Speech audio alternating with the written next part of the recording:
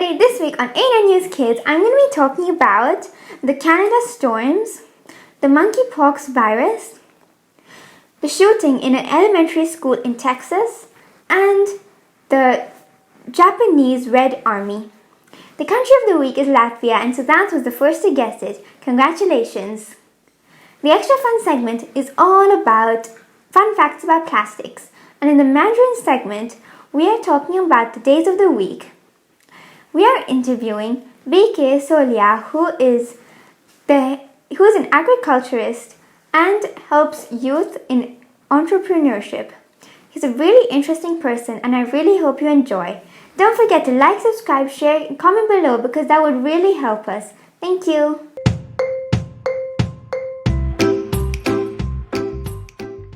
Nearly 1 million homes in Quebec and Ontario in Canada lost power on Saturday because of a terrible storm that killed a few people and injured many.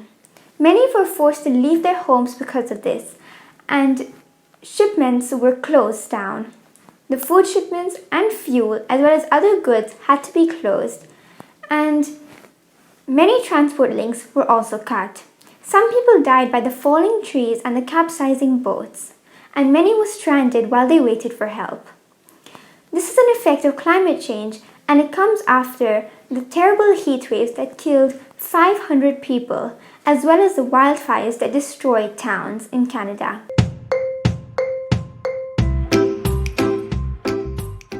The monkeypox virus is a virus similar to smallpox, but much less severe and less infectious. This virus has been found in Africa and it's been there for a long time, but now outbreaks have been found in America, Australia, and Europe.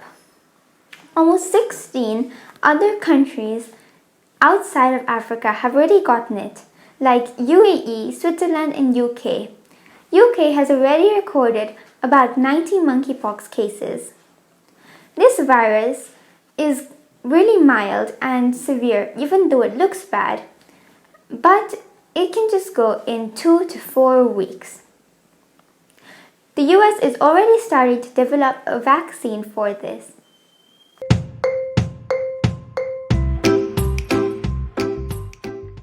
In Uvalde, Texas, a shooter who was 18 years old, called Salvador Raul, killed 19 children and 2 teachers in an elementary school.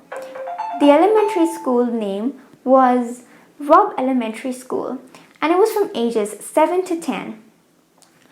Everyone in that area was also disappointed with the police because the police took 1 hour to arrive to the scene despite the children calling them for a long time. The shooter was also suspected for killing his grandmother and was later killed dead. There was also another shooting about 10 days ago in Buffalo, New York, where another 18-year-old was suspected of killing 10 people in a grocery mall. There have been 27 school attacks in US only this year, and Joe Biden, the US president, has already spoken up about it.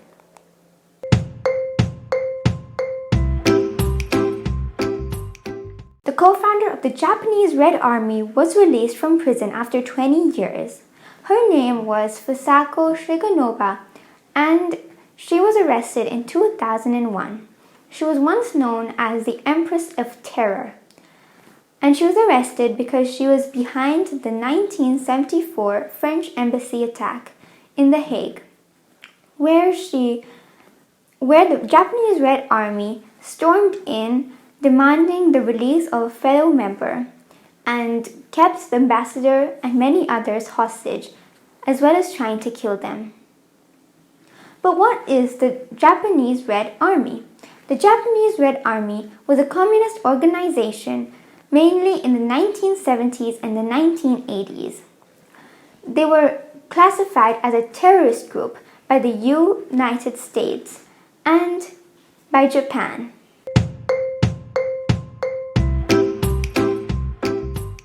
Hi everybody, this week for the Pre-Choker segment, we are talking to B.K Sohliya, who used to run the Meghalaya Institute of Entrepreneurship and is an agriculturist. He's an amazing person and helps youth in entrepreneurship and has an amazing journey. I really hope you enjoy.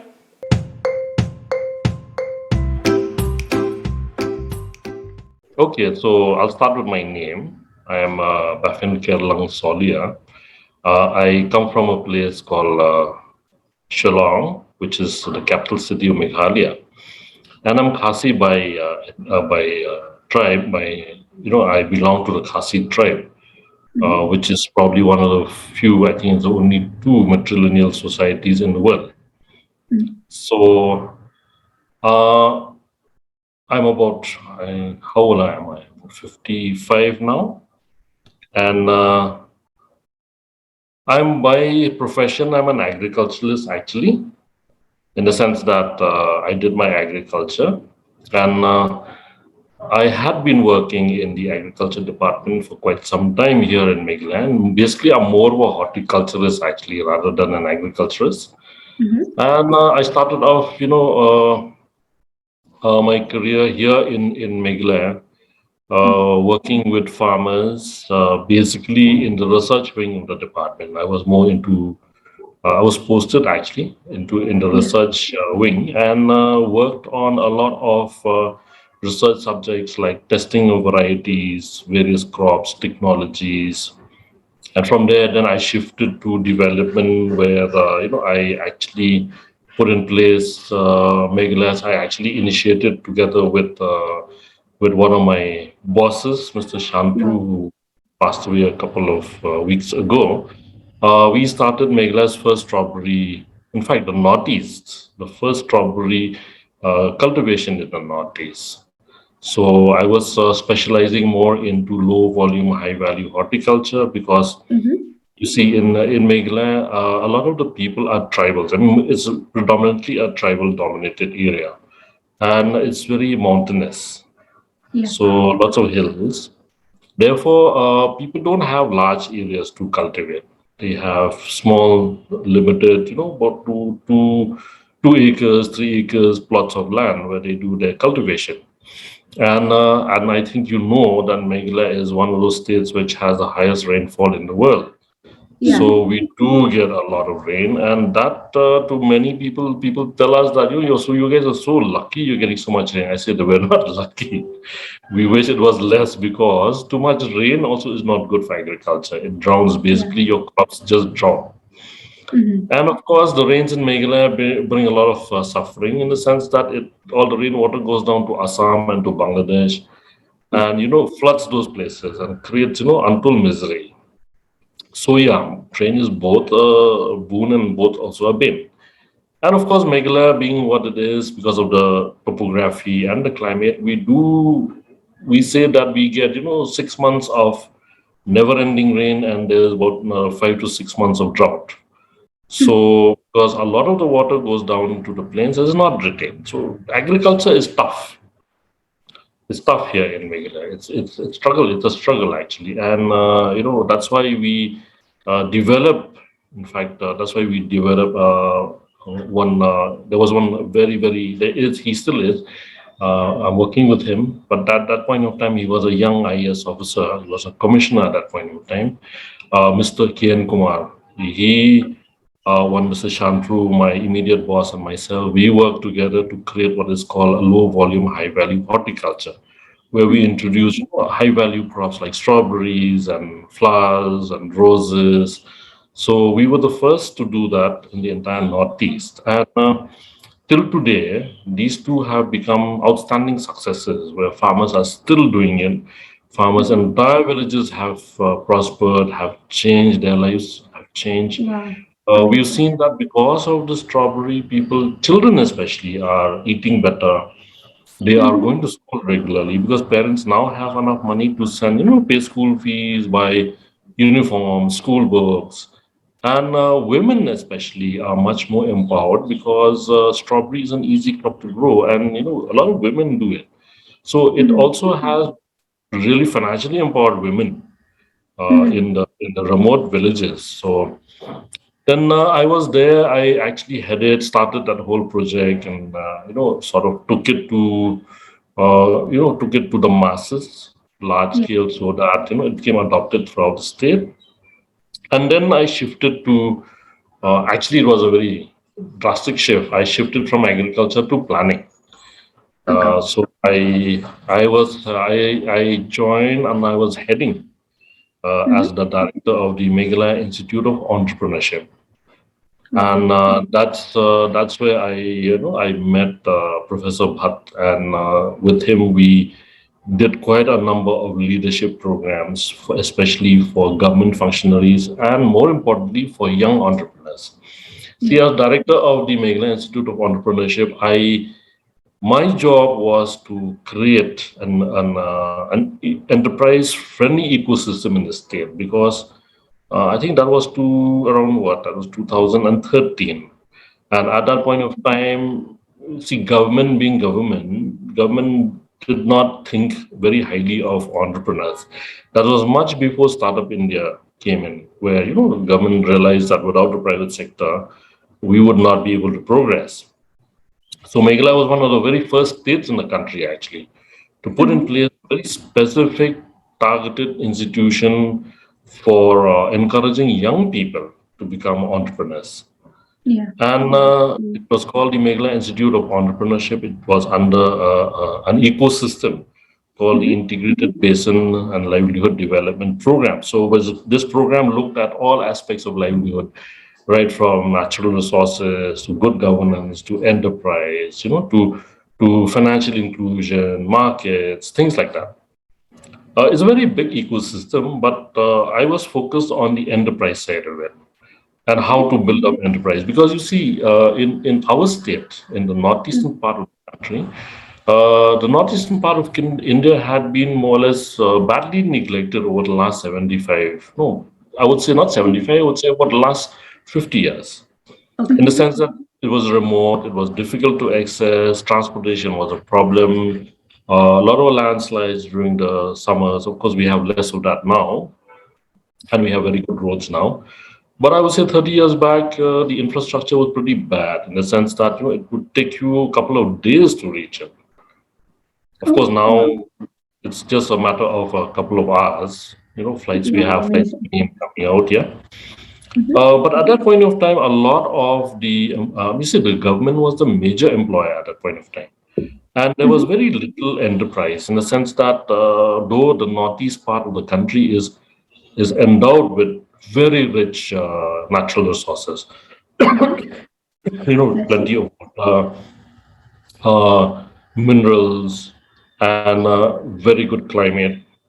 So therefore, but that was not being utilized properly. And that was the reason why way back in 2012, the government came up with this idea of creating a program on encouraging people to become entrepreneurs and become, what do you call it, partners in progress. And but at that point of time, no such ecosystem existed where government would actually support entrepreneurs, where government would actually encourage entrepreneurs. In fact, government looked at entrepreneurs suspiciously. I mean, government thought that private sector were a bunch of, crooks. And the private sector also thought that the government was a bunch of crooks. So the government was not talking to them and the private sector was not talking to government. So my mandate at that point of time was to create such a system. And that is where it was challenging because there was a lot of opposition. At that point of time, people used to ask me, what the heck is this Institute of Enterprise? I mean, we never heard of it. What are you guys doing? How is government getting into business? People thought that we were doing business. Then when I explained to them, I said, we're not doing business. We're helping people to do business. We're helping young people to do business. And still that did not register because then people said, how is that possible? I mean, business is business. People do business on their own. I mean, what has government got to do with it? And then, from there, the idea was born that government could actually play a big role in fast tracking entrepreneurs to set up their businesses. And then, along came Startup India, along came those whole other interventions by the government of India, which put entrepreneurship at the forefront. So that's where I think probably I can say that these were two of my most fulfilling moments. And then after from enterprise, I was there. We built up close to 200 entrepreneurs in just a span of 4 years. Today, I think there are more than I think probably there are more than 10,000 entrepreneurs Wow. across the state. And I think the number is growing every year because from the program that we started, it was a very nascent. It was more of a exploratory trial and error journey. But from that point till today, a lot of the ecosystem has really matured, and people are coming forward now. People used to come to me earlier and say that, what schemes can we get? And we heard about this program of the government, like can we get some grants, or can we get some schemes, or can we get some subsidies? And I used to tell them, I said, look, this is not what we do. We don't give grants, we don't give subsidies, and we don't give money. What we do is we show you a way on, or suppose you have an idea, we show you a way on how to monetize that idea and turn it into a viable and sustainable business. That's what we do. So we will train you, we will send you for exposure, we will handhold you, we will mentor you, we will teach you how to start a business, but we do not give money. And a lot of people, I remember a lot of people used to walk out. I mean, I remember there was a big meeting where about 500 young people and farmers had come. And when we told them that, look, we're not here to give you money, we're here to teach you how to make money, they said, and that was the point of us coming. They all walked out. So that was the kind of response we got in initial years. Today we have people who come to us and say that, look, teach me how to start my business. They don't ask for money anymore. So there's been a very big change in mindset. And mindset change is something that's very difficult to do and takes a lot of time. But I think credit goes to this program and to the government of Meghalaya for being able to do that change in such a short time. So, and that's how I met, Professor Bhatt, because we realized that, business by itself, business training, no matter how much training you do, unless you develop the leadership capabilities of people who are potential business leaders, it's not going to go anywhere. And that's where, Irma came in, and that was a very, very significant kind of intervention, actually. A lot of people, and we also needed to create leaders in the government system. And that's where these classes became useful and very important, because a lot of people who are in positions of power, who are the decision makers, if they're not sensitized about how to be leaders and how to lead and where in which direction, and also be sensitized about the needs of today's youth, a lot of things can go wrong. And that's where actually the leadership courses, the leadership trainings were very, very useful. So, and then from there, I shifted off. In fact, I retired voluntarily in 2021 because of my health. But then immediately I was requested, and to help out with the Meghalaya Farmers Commission, because see, my first my two, I would say, two passions or two loves are farmers and young people. So when I was offered the chance to be an advisor to the Farmers Commission, I took the chance because I felt that this was a culmination of my many years of experience where I could actually make a difference to the farmers on ground by being able to affect and change and perhaps direct government policy to make it more people, more farmer, and more entrepreneur friendly. So that's where I am right now. I am now the executive advisor to the Meghalaya Farmers Empowerment Commission. And here also we work with a lot of rural farmers, rural young farmers. Here is where we slightly changed the focus, is where we're now targeting young people in the rural areas who don't want to go back to farming. They see their parents logging for so many years, becoming farmers and not going anywhere. And I think this is not for me. And most of these kids are now like graduates and postgraduates and are educated. They have access to the internet, mobiles, and whole information technology. And they say we don't want to go back to farming. But imagine if they don't go back to farming, then who is going to feed us over the next century? If everyone is going to leave the farms and go to the cities, then who is there to produce food? So we are Yeah. looking. There's a crisis that is not only it's a coming crisis.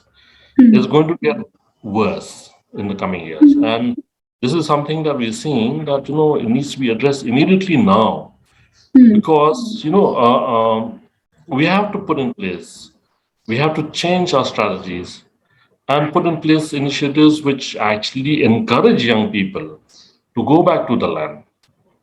But for that, the traditional ways of doing farming is not going to work. Yes. That's where I think, I think maybe from my experience of working with entrepreneurs is where we can actually bring in some real change here. So this is Wow. where I'm at, yeah. Wow, that's amazing. What an incredible journey. Yeah, it's been a long and fulfilling journey, yes. Yeah, and you do a lot of things. It's amazing. And do you have any advice to kids? That is, yeah, okay. See, I remember a long time back. See, there was a what do you call it? An Indian motivational speaker called Mr. Shiv Khera. So long time back, when I was a young, much younger. In fact, I just started my career that time.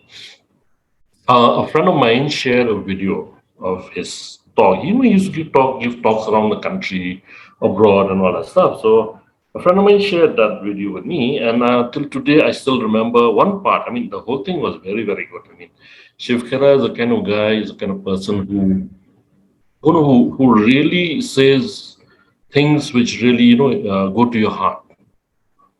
But I remember this one particular line which he said that the young of today may not make up 100% of today's population, but they are 100% of tomorrow's.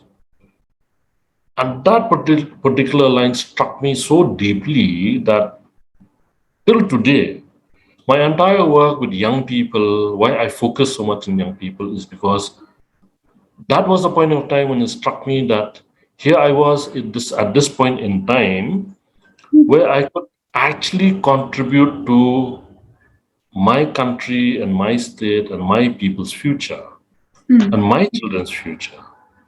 And that was actually, basically, see, at when you're young, you tend to do all sorts of things, do not take things seriously. But that was a point of time, I think, which changed my perception. And this is where I started working towards where I am right now. Wow.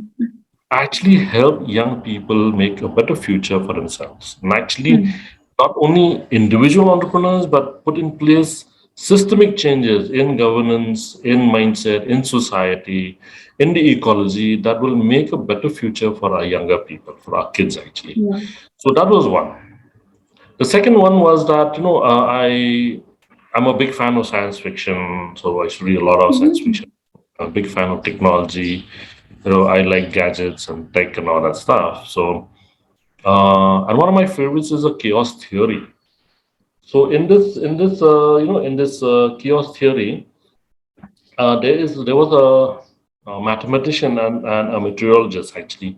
His name was I forgot what was his name. Let me just check up. Yeah, Edward Norton Lawrence. I remember I had. So let me just check here. Yeah, Edward Norton Lawrence. Yeah, that was his name. So he was a mathematician and a meteorologist, and he was the one of the many people who came up with the butterfly effect. Have you heard about it? The in chaos theory. No. So it's a very simple thing. Is that it actually is much more complicated, but to simplify it, is that a butterfly, when a butterfly flaps its wings, okay, it creates a very small current of air.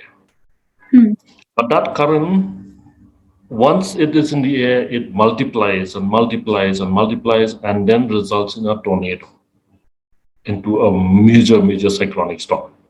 And it starts from that little butterfly flapping its wings. Yeah. So the butterfly effect is something that also has also very profoundly affected me, because then I realized that no matter where you are in the world, no matter how small you think you are, no matter how young you are, okay, you can always have an effect. Okay, you have the power to make a difference. No Yes. matter how small you are, no matter how little the effort. Okay, like what you guys are doing is like, which is why I was very excited when, I was very looking forward to this, because what you guys are doing is, you have number of subscribers, you're putting out these videos, but you never know, these videos may affect somebody's lives, and 10, 15, 20, 50 years later, because of this video, because of what you guys are doing, things happen, things change for the better. Mm. So that's why my advice to kids is that, always that, never ever think that you are inconsequential. Never ever think that you don't matter. Every single child, every single kid, every single young person on this earth matters, because every single one of them, by their actions, will ultimately result in larger consequences. And that is why it's so important that, for me, it's so important that we are able to guide kids in the right direction, so that, the effects of their actions today will result in, positive and sustainable, effects tomorrow, or 10, Yes. 15, 20 years hence. So my advice to kids is, when I talk to kids, this is what I tell them. I said, look, don't think you are nobody. Mm. You are somebody. You have an identity. You have a name. And that very simple fact makes you a powerful influencer. Yeah. And then things go Wow. on. Wow, that's So amazing. Wow, that's a great way to these put are it. the things. Thank you so much for your time today. Thank you, Anya and Nitya. No, Yes. Thank you so much for great, everything. Yeah.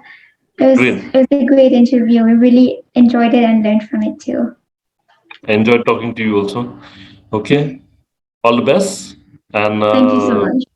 going to see many, many more videos, and you guys becoming bigger. Okay, Thank Thank you you so so much. much. Have a great. All the wonderful best. day. Yeah, same to you. Bye. Bye. Goodbye. Thank you. Thank you so much. Bye.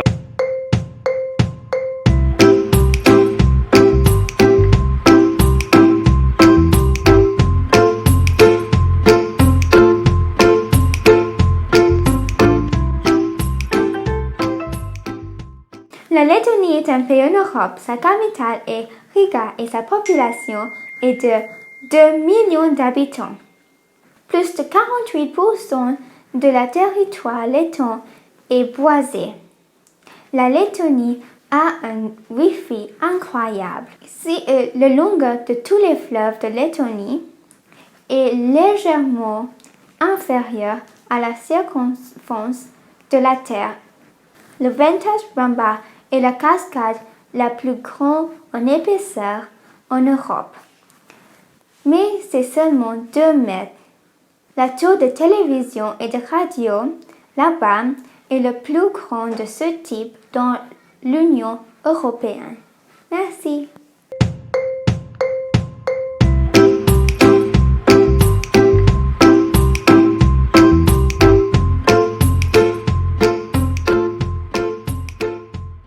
Hi everybody, this week on the Extra Fun segment, you're going to be hearing fun facts about plastic. Prepare to be mind blown. Plastics are man-made material. That means they cannot be found in nature. Plastic was first invented by a Belgian scientist called Leo Baekeland in 1907. Plastics are made from materials found in fossil fuels like natural gas and petrol. Plastic can take from anywhere from 20 years to 500 years to decompose in the soil, which is why they are really bad for the environment. More than 5 trillion pieces of plastic are already floating in our oceans. There's a large plastic rubbish patch in the ocean that is 3 times larger than France. It is called the giant Pacific garbage patch in the Pacific Ocean. More than 40% of plastic is just used once. I really hope you enjoyed these facts and don't forget to keep watching. Thank you.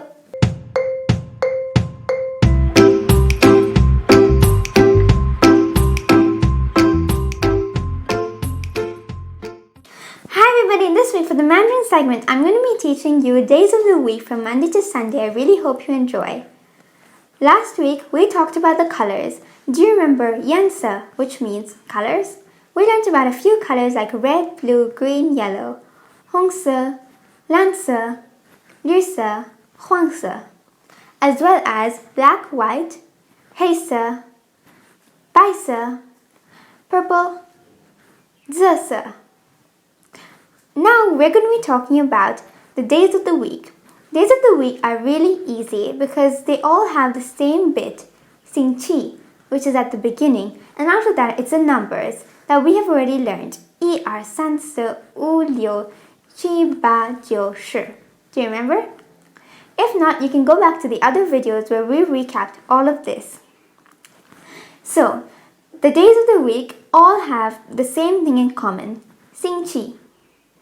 They come before the number. So if I want to say Monday, I would say 星期一. E is 1, so it's like day 1. 星期一. Tuesday is 星期二 because R means 2. Wednesday is 星期三. Thursday is 星期四. Friday is 星期五. Saturday is 星期六. And Sunday, because Sunday is Sunday, we say 星期日. 日 means sun. 星期日. I really hope you enjoy. Don't forget to practice. 再见.